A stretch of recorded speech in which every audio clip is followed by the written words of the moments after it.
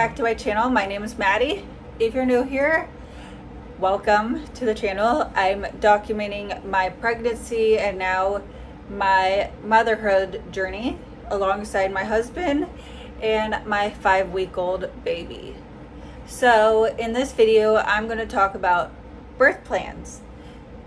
Should you have one, how to put it together, what you should have on it.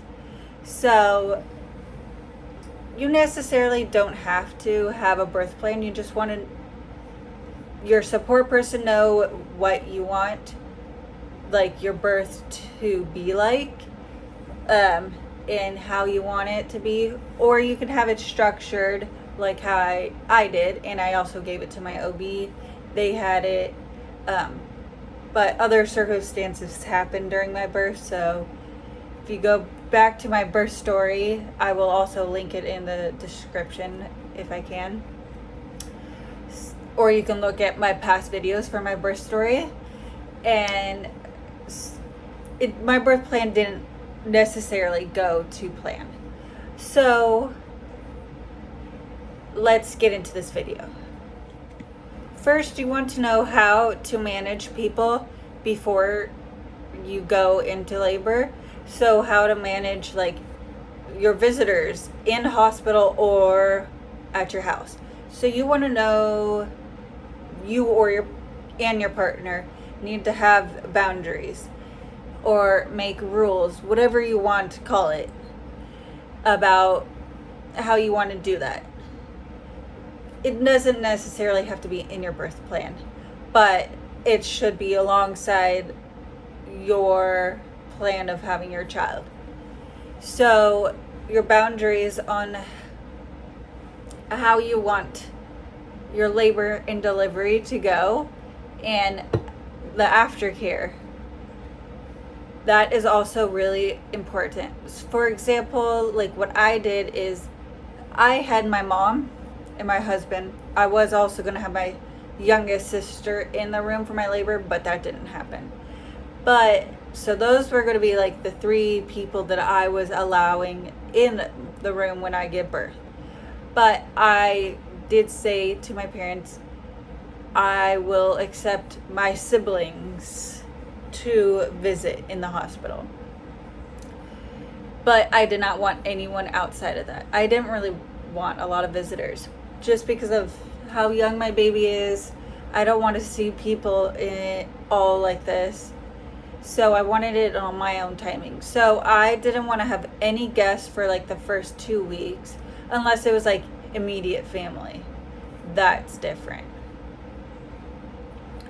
For me, that's how I wanted it. And then I had created on Canva a thing about my rules. I didn't want people. So the rules that I had for the people, I didn't want any visitors for the first 2 weeks that weren't immediate family.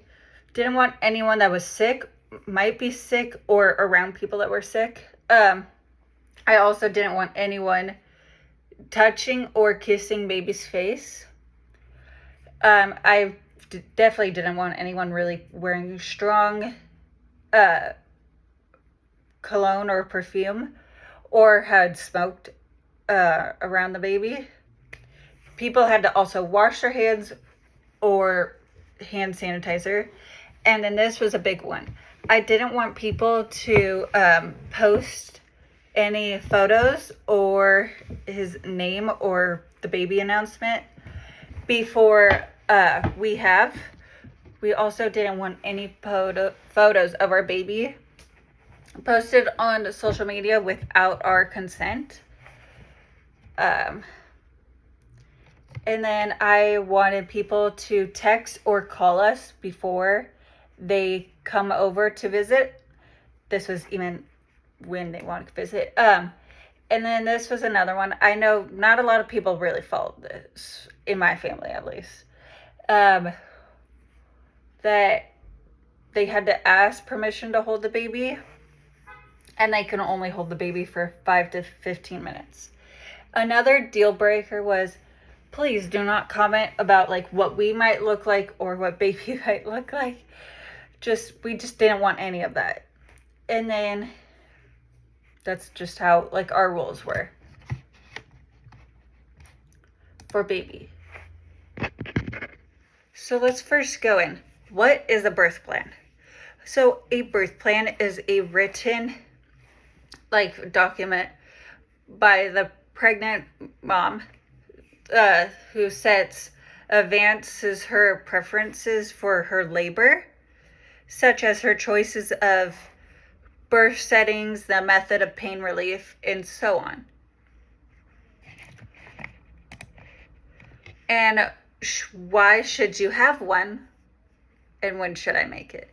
So I would say you should have one verbally with your OB and whoever's in your support system, or have it written down. Written down is better because if you have unforeseeable circumstances, like you get transferred to another different hospital, the choice of hospital that you were going to, they might not have that on file. Like my instance. So I always kept like a printed out document of my birth plan just in my hospital plan, just in case that happened. And it did. But I would say you should start writing your birth plan around 35 weeks at least, or at least have started talking with your OB about that, because you could be having your baby at any point at that time. And just note, a birth plan is just a birth preference. It's not exactly what you're going to have happen in labor, or your choices in labor. You might change your mind during labor. I did. So just know it's just your preference at that time. 2 is, where should I write it? You can have it in a journal. You can have it just printed for the doctor. Or you could go online and get a free template online and you write it. But it should be at least 1 to 2 pages long. Nothing longer. What should you have included in your birth plan? 1, you should include how you want your pain management by using other kinds of pain methods, like I'm going to use the birthing tub if they have one at your hospital, or other birthing techniques that help relieve the pain, or if you opt for the epidural. Whatever is your choice. B, the nurses need to know the boundaries of your medication and your pain method, so that you don't feel pressured at any point during your labor. 2, your support team whoever's in the room with you during your labor needs to know what is in your birth plan. So either tell them, give them a copy of your birth plan, or talk with them. Because everyone in your birth plan needs to be your advocate when you can't be. I know my husband was my advocate when I was there during my labor. He would always ask me, are you sure? Do you want to change your mind? What do you want to do? But he was there for me. He knew my birth plan, but he also knows, okay, I might need to change my mind. Another part to include in your birth plan is what you would like your labor to be like. So, for example, do you want the lights dimmed? Do you want music playing? Do you want people to be allowed to take photos, videos, and that sort of things? Another thing is medical interventions. You should have that in your birth plan. For example, in case of for my instance, in case of that I change my mind about the epidural, yes, in medical intervention, I will need to have an epidural because I was having so much back pain that I was not able to progress and like push because I was just in so much pain. I had to change my mind to get the epidural just because it was medically necessary, because it was just going to put my body in distress and could harm the baby. So that is also in the case. Like, you have to think medically interventions. Number 5 is you need to include the newborn care. 6 is how you want to take care of your baby. Feeding, like if you want formula, that's your choice, or breastfeeding. That's up to you. Don't let others influence you on that choice.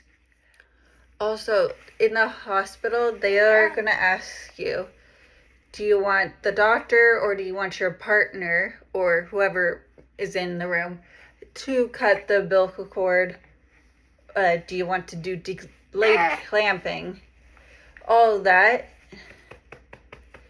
they will ask. And then at least at my hospital, they don't give a bath to the baby. They want you to keep that vernix on the baby.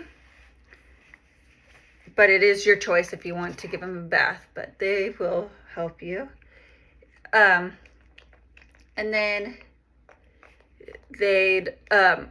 then also you can include like your birthing positions that you would prefer to try out at the hospital. And they can help you with that. And then also any of the vaccines that they'll have you do at the hospital. You can opt for them or opt out of it. I hope you like this video and this has helped you. Just remember that a birth plan may not go exactly as your plan. It's just a preference. So just note that. And then down below, I have included a link to my birth story, but I will also have a link to my template for a birth plan.